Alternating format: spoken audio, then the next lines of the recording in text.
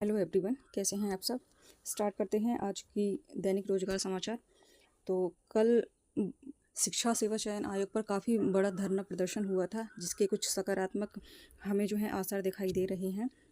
उसमें सबसे ज़्यादा इम्पोर्टेंट है जो प्राथमिक शिक्षक भर्ती है, उसके लिए 97,000 को लेकर के छात्रों ने बहुत बड़ा प्रदर्शन किया था। और एक खुशखबरी और है, जो शिक्षा सेवा चयन आयोग के अध्यक्ष हैं कीर्ति पांडे, उन्होंने एक सकारात्मक दिशा निर्देश दिए हैं कि जल्दी ही पोर्टल वगैरह खोलने के आदेश उन्होंने दिए हैं। और शिक्षा सेवा चयन आयोग का परीक्षा कैलेंडर जारी करने के लिए 1 हफ्ते का समय मांगा है। साथ ही आर ओ में बदलाव और 3 पालियों में होगी परीक्षा।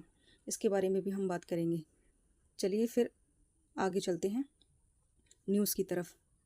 ये देखिए, आज के न्यूज़पेपर्स में भी ये सारा कुछ आया हुआ है, जहाँ पर बताया गया है कि किस तरीके से 97,000 पदों पर भर्ती की मांग को लेकर अभ्यर्थियों ने घेरा आयोग, जिसमें कि आपने न्यूज़ में देख ही लिया होगा। शिक्षा सेवा चयन आयोग की अध्यक्ष प्रोफेसर कीर्ति पांडे के कार्यभार संभालते ही बृहस्पतिवार को सैकड़ों बीटीसी डीएलएड प्रशिक्षुओं ने आयोग पर घेराव किया और धरने पर बैठ गए। कैलेंडर शीघ्र जारी करने को लेकर और 97,000 सीटों पर भारी भर्ती प्रक्रिया शुरू करने के लिए छात्रों ने आवाज़ उठाई। इसमें आगे हम देखते हैं कि संबंधित विभाग से रिक्त पदों के अधियाचन मांगने की प्रक्रिया शीघ्र शुरू करने के लिए छात्रों ने कहा। अध्यक्ष ने अधियाचन ना मिलने का हवाला देते हुए एक सप्ताह का समय जो है मांगा है। इस पर अभ्यर्थियों का कहना है कि 1 सप्ताह के अंदर अगर कोई सकारात्मक निर्णय नहीं हुआ तो वे फिर से आयोग पर धरना प्रदर्शन करेंगे। 2 कमेटियों के अधिकारी बदले गए। नए आयोग में उच्चतर शिक्षा सेवा चयन आयोग और माध्यमिक शिक्षा सेवा चयन बोर्ड के विलय के बाद कीर्ति पांडे जी ने कहा कि परीक्षा नियंत्रक की अभी नियुक्ति नहीं हो पाई है और उसके लिए हम शासन को पत्र जो है वो भेजेंगे, जिसमें कि परीक्षा नियंत्रक और विधि अधिकारी और उप सचिव की नियुक्ति भी नहीं हो पाई है, जिसके लिए हम सरकार को पत्र भेजेंगे और जल्द से जल्द इनकी नियुक्ति करवाएंगे। परीक्षा कैलेंडर को लेकर उन्होंने कहा कि कैलेंडर में सिर्फ 2 भर्तियों को शामिल करने के लिए प्राथमिकता दी गई है, जिसमें से टीजीटी पीजीटी और असिस्टेंट प्रोफेसर की परीक्षा हो सकती है।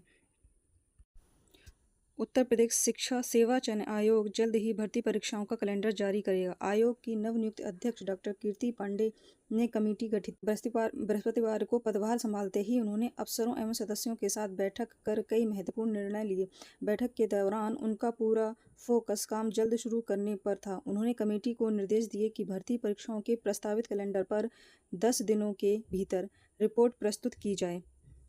इसके अलावा विज्ञापन संख्या 50 के तहत अशासकीय महाविद्यालय में असिस्टेंट प्रोफेसर रसायन विज्ञान के 13 पदों का रिजल्ट शीघ्र जारी करने के लिए भी कमेटी का गठन करते हुए रिपोर्ट मांगी। साथ ही अध्यक्ष ने टीजीटी कला एवं जीव विज्ञान के लंबित रिजल्ट को लेकर भी कमेटी गठित करते हुए रिपोर्ट तलब की है। वहीं विज्ञापन संख्या 42 के तहत अशासकीय महाविद्यालयों असिस्टेंट प्रोफेसर भर्ती के बीच में रोके गए इंटरव्यू को लेकर भी कमेटी गठित की गई। पहले सीधे इंटरव्यू के माध्यम से भर्ती होती थी। अध्यक्ष जानना चाहते हैं कि हाईकोर्ट का स्टे हटने के बाद बीच में रोके गए इंटरव्यू को शुरू कराने में कोई तकनीकी पेच तो नहीं है। अध्यक्ष ने प्राथमिक शिक्षकों की भर्ती शुरू करने के लिए संबंधित विभागों से संपर्क करते हुए अधियाचन मांगने की प्रक्रिया शुरू करने के निर्देश दिए। ये जिम्मेदारी उन्होंने उप सचिव शिवजी मालवीय जी को सौंपी है। साथ ही उन्होंने पूर्व में कार्यवाहक अध्यक्ष की ओर से सेवा शर्तों, पटल, अनुभव और प्रक्रिया एवं संचालन नियमावली और वेबसाइट को लेकर गठित की गई कमेटियों की रिपोर्ट को अनुमोदित करते हुए शासन को प्रेषित करने के निर्देश दिए।